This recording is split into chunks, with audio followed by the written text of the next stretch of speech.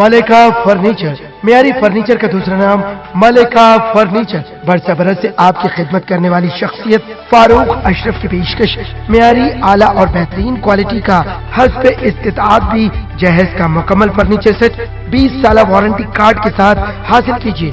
मलिका furniture, रूबरू Walter hotel, Mughalpura, Hyderabad.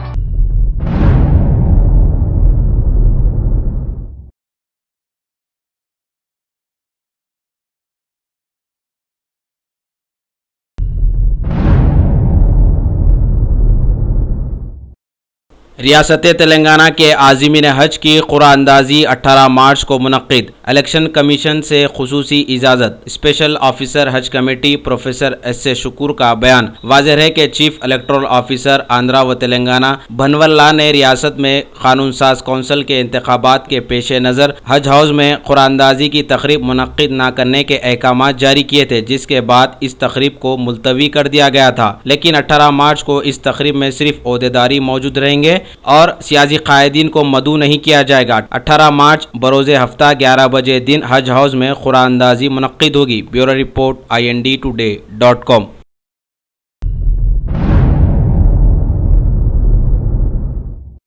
SC, ST, BC मुस्लिम front organisation की जानिब से तहनीती प्रोग्राम का इनेकाद। वक्फ बोर्ड के मेंबर वहीद अहमद एडवोकेट और सटविन के चेयरमैन इनायत अली बाखरी की शालपोशी व गुलपोशी की गई। Bureau report INDtoday.com।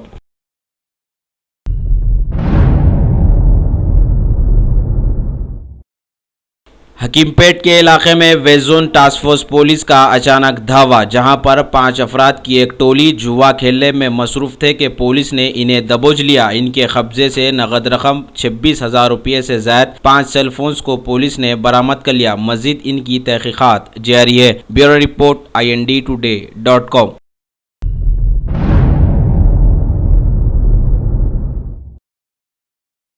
पुराने शहर के इलाके बन्नाके के खबरस्तान में लगी अचानक आग। खबरस्तान के अतराफ व अकनाफ में आग लग गई। आग को और बढ़ता हुआ देखकर मुकामी अफराद ने फायर इंजन के अमले को इत्तला दी। फायर ब्रिगेड के अमले ने काफ़ी जद्दोजहद करते हुए आग पर काबू पा लिया। इस सिलसिले में पुलिस मसरूफ़ तहक़ीक़ात है। Bureau report INDtoday.com।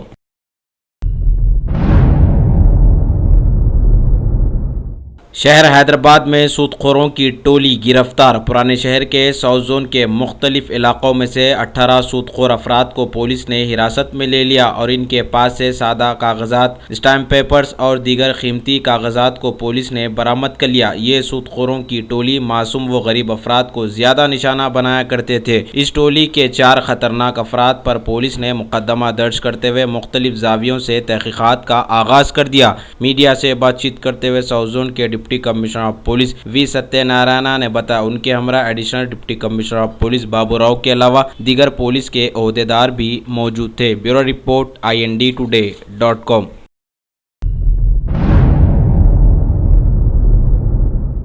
17 मार्च से रियासत तेलंगाना में SSC इम्तिहानात का हुआ आगाज़। शहर हैदराबाद के इम्तिहानी मराकिज़ पर हुजूम देखा गया। इम्तिहानी मराकिज़ में सहूलतों का ख़ास ख्याल रखा गया है। Bureau report INDtoday.com।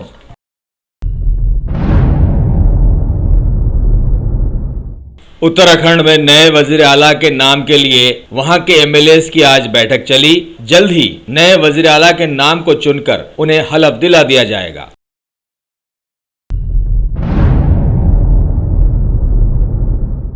Uttar Pradesh में बीजेपी के मुबस्सिर बने मरकजी वजीर श्री M. वेंकैया नायडू ने बताया कि वहां के वजीर आला के नाम का फैसला 18 मार्च को बीजेपी की एक बैठक में तय किया जाएगा और दूसरे ही दिन उनके हलफ लेने की तकरीब मुनक्किद कर दी जाएगी।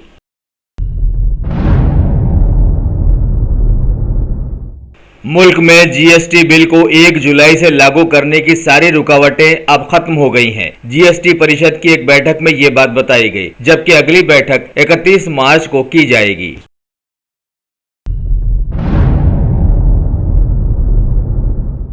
वजीर सेहत JP हड्डा ने कहा कि नई कौमी पॉलिसी के तहत सभी अस्पतालों को हर किस्म की मदद मुहैया कर दी जाएगी ताकि वो किसी भी मरीज का इलाज करने से इनकार न कर सकें। और साथ में ये भी बताया कि सरकारी दवाखानों में मुफ्त दवाओं और जांच की सहूलतें भी रखी जा रही हैं।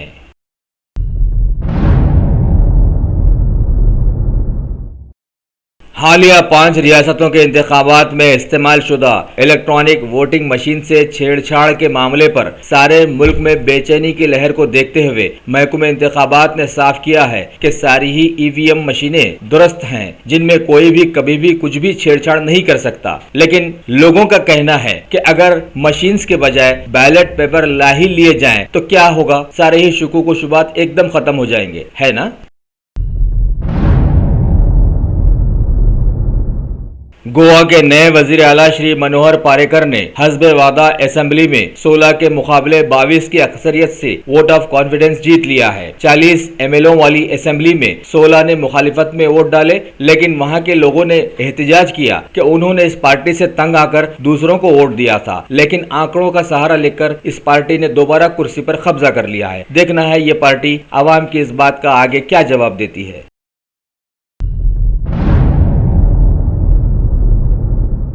रियासत पंजाब में कांग्रेस के बैनर तले जीतने वाले कैप्टन अमरिंदर सिंह ने वहां के वजीर आला का हलफ ले लिया है और वहां उन्हें ऐसी अक्सरियत हासिल हुई है कि दूसरी पार्टियां मुंह देखती रह गई हैं। मसला गौरतलब है कि इंतखाबात के दौरान उन्होंने पंजाब के किसानों और नौजवानों से जो वादे किए थे वो पहाड़ अब उन्हें पूरा करना है।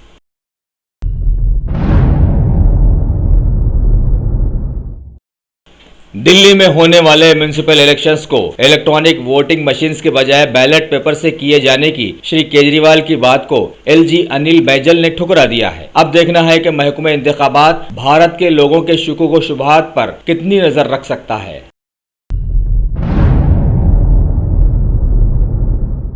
मरकजी वजीर श्री राजनाथ सिंह ने सुकमा में नक्सली हमले में हलाक सीआरपीएफ के जवानों के खानदान को फिल्म स्टार अक्षय कुमार की जानिब से दी गई मदद का बेहद शुक्रिया अदा किया है और उनके जज्बे की तारीफ की और कहा कि इस तरह के काम से दूसरों को भी सबक मिल सकता है।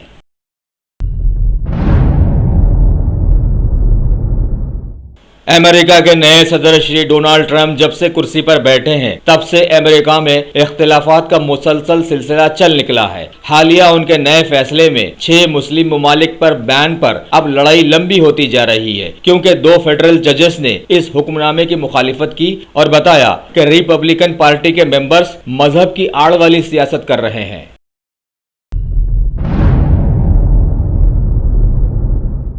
फ्रांस के एक शहर ग्रोसो के एक स्कूल में फायरिंग से 2 आदमी शदीद जख्मी हो गए हैं। पुलिस के मुताबिक हाई स्कूल में इस हादसे के बाद एक राइफल, 2 पिस्तौल और एक ग्रेनेड के साथ एक 17 साल नौजवान को गिरफ्तार कर लिया गया है।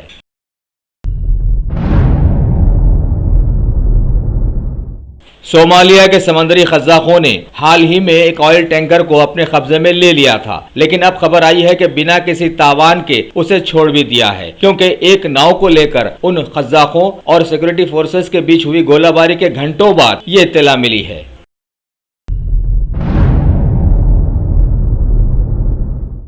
रांची में खेले जा रहे तीसरे क्रिकेट टेस्ट मैच में ऑस्ट्रेलिया ने अपना मौकफ मजबूत बना लिया है। 4 विकेट के नुकसान पर टीम ने 299 रन बनाए हैं। ऑस्ट्रेलिया के कैप्टन ने बेहतर खेल का मुजाहरा पेश किया।